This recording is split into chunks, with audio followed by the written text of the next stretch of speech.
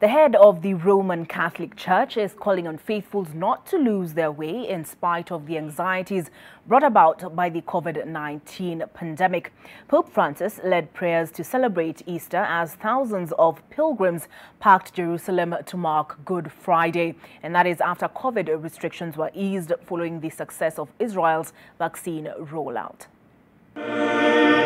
Pope Francis presided over the Way of the Cross procession on Good Friday in a nearly empty St. Peter's Square. Sitting under a canopy erected outside St. Peter's Basilica on a warm evening, the Pope presided over the procession, which for a second year, due to pandemic concerns, couldn't be held at its traditional venue. The service at the ancient arena normally draws thousands of pilgrims, tourists and Romans. Instead, candles with their flames flickering in a breeze were placed in a circle around the square and along a path leading toward the platform. Pope Francis prayed that people don't lose their way amid the problems of the pandemic as he listened to children's accounts of sorrow and loss in an unusual torchlit procession. Children's reflections of moments of regret, embarrassment or other emotional moments of their life were read aloud alternately by a boy and a girl as the Pope listened. One child wrote of loneliness in the COVID-19 pandemic, being forbidden to visit grandparents to try to keep them safe, and missing schoolmates and teachers since schools in Italy have been closed for long stretches due to lockdown.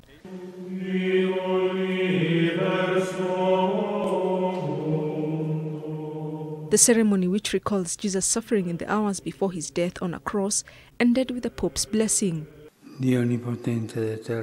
Almighty and eternal God, provide refuge for the suffering. Look with compassion to your children who suffer from this pandemic. Relieve the pain of the sick. Give strength to those who take care of them. Welcome into your peace those who have died, and for all the time of this tribulation, let everyone find comfort in your mercy.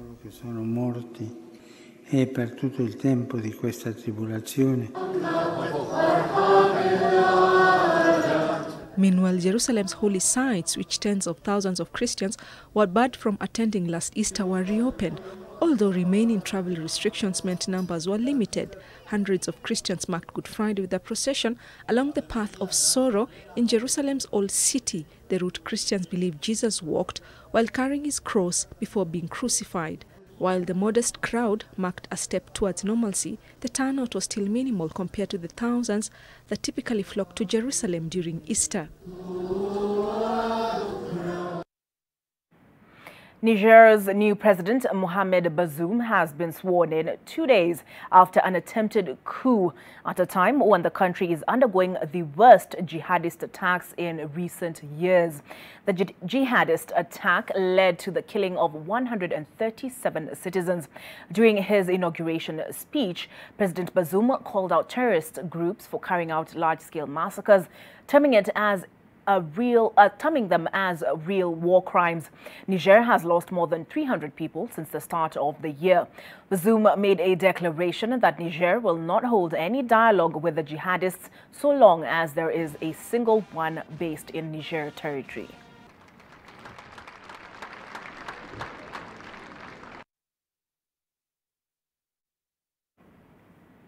One officer has been killed and a second injured after another attack on the U.S. Capitol in Washington, D.C. Police say a vehicle rammed through security and crashed into a barrier, and that investigations on the incident are ongoing. The officer was killed after being rammed by a vehicle whose driver was subsequently arrested. Television footage shows a blue sedan crashing into a security barrier on one of the streets leading to Congress. As to what appeared to be the injured officers were loaded onto gurneys and into ambulances. At such time, the suspect exited the vehicle with a knife in hand. Our officers then engaged that suspect. He did not respond to verbal commands.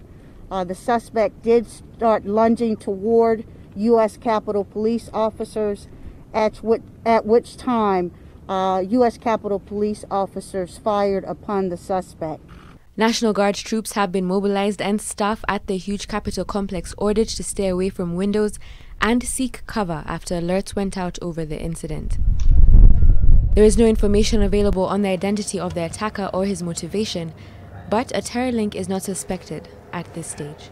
The investigation is ongoing. From what we can see from video at this time, I do not see the suspect wrestling with a U.S. Capitol Police officer, but when he exited the vehicle, the knife was clearly in his hand and he did start to run toward the officers. This comes 3 months after the January attacks on Capitol Hill that saw a mob assault Congress. Since then, security officials have said there is an ongoing threat from extreme right groups and Trump supporters. At this time, it does not appear to be an ongoing threat. Obviously, we're in the very early stages of our investigation. We need to obviously understand the motivation behind this senseless act. More than 300 people have been charged in the January attack, including members of the armed extremist groups like the Proud Boys and Oath Keepers. And 100 more are expected to be charged, according to Justice Department court filings. In recent weeks, some security around the complex has been loosened, with the number of armed National Guard troops at the Capitol reduced and a security fence that created a border perimeter around the Capitol's complex removed. But permanent barriers remain in place on all the roadways entrances to the Capitol, with well-manned police and National Guards. Staying with the United States has become the first nation to vaccinate 100 million people. I'll repeat that number, 100 million people against COVID-19. The global power has reached around half of its adult population with at least one dose, with President Joe Biden vowing to cover the vast majority within weeks. Nurses at a mass vaccination center at M&T Bank Stadium in Baltimore have administered 100,000 COVID-19 vaccines since opening a month ago. But infections do remain on the rise in parts of the United States, prompting President Biden to urge Americans to keep wearing masks and taking other precautions to contain the pandemic that has killed more than 2.8 million people worldwide. The U.S. Center for Disease Control and Prevention, I guess that is the U.S. CDC, meanwhile has updated guidance to say that fully vaccinated people can travel without observing quarantines, although they should still wear masks.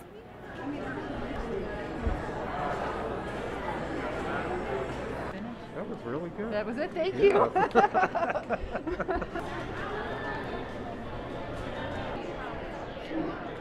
you like her to go, guys?